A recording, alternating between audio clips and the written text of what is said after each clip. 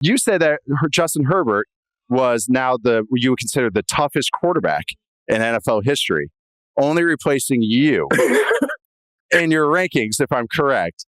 That's correct. So if the list is Justin Herbert 1, Jim Harbaugh 2, toughest quarterbacks of all time, could you fill out a Mount Rushmore or a top 5 of the toughest quarterbacks that come to your mind? Or if you just want to say toughest ball players, you can say that as well.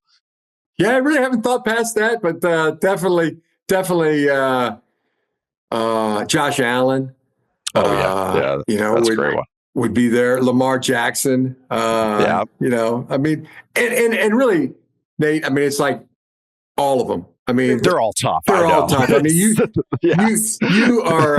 cannot be soft. I mean, you have to be tough to play quarterback. In the National Football League or anywhere. You know, college ball, high school ball. I mean, that's. Yeah, but you got to be tough-minded. You got to be, you got to be physically tough. You got to have a high pain tolerance. So, I guess, I mean, there was, we're all allowed to have our own rankings, though. I mean, that's just my personal ranking, Nate. I feel like I'm allowed to have that, but yes. It's not the consensus. It's not, it doesn't go down. I'm not speaking for anyone else, but to me, so I mean, it's like being around greatness.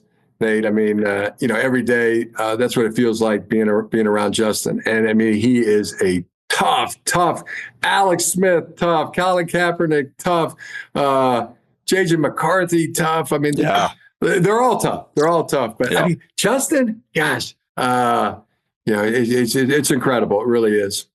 When he makes a high ankle sprain look, when he makes the high ankle sprain look like nothing, that's a 6-week injury in my head. That's.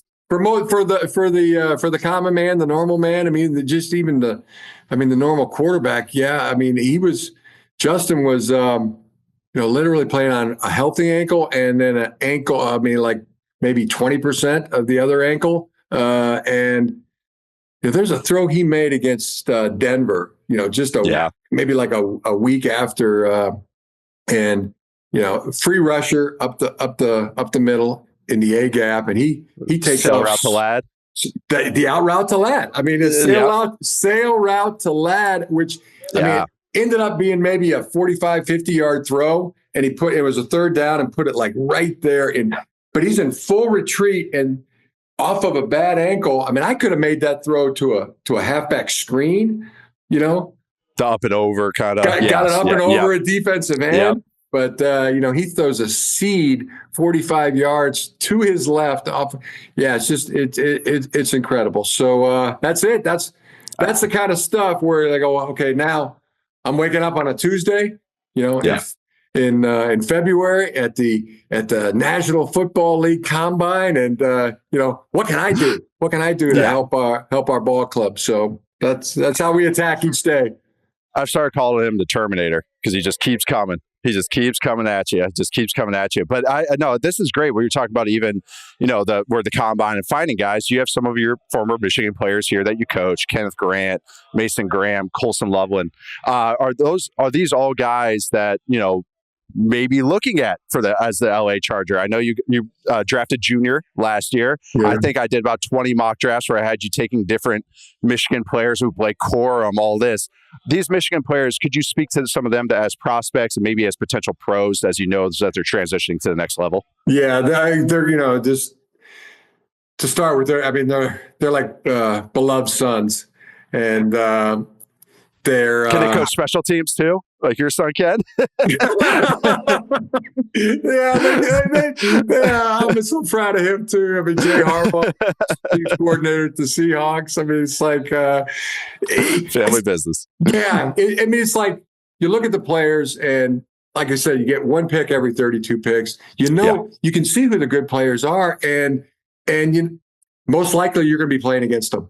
I mean, that's just the math of it all. But you talk about the Michigan guys. I mean, 4 guys. There's going to be 4, maybe 5 that go in the first round. And I played at Michigan, grew up a Michigan fan all my life, and it's go blue all the way.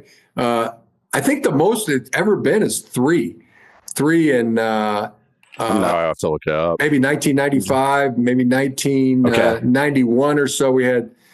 But I don't think there's ever been 4 first rounders. And this year we're really good possibility. It'd be awesome if one of those, someone's there for us at 22. But who knows? Medium sized there at 22, catch passes, block, maybe do a little bit of both. I don't know. I don't want to tip your hand or anything. So I know but there might be a guy in range maybe there. Mason Graham, Will Johnson, Colston Loveland, yes. Kenneth Grant, possibly Josaiah Stewart, it's great to see, it makes you proud. And, there's a lot of us, and Ben Herbert, deserves a ton of credit. And I'd like to get Ben's hands on,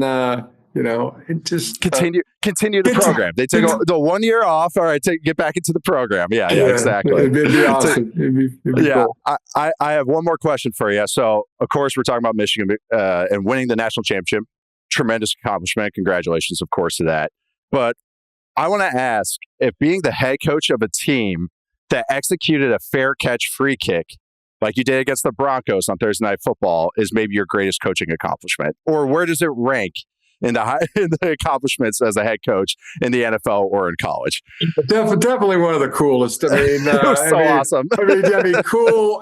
Cool factor. Maybe the top. I mean, definitely the top 5. It's my favorite rule in all of football. And I just pretty much, ever since, when I first started coaching at USD, I was like going to every game hoping that maybe there's a chance for, to get a fair catch, to get a fair catch kick, this could be the game.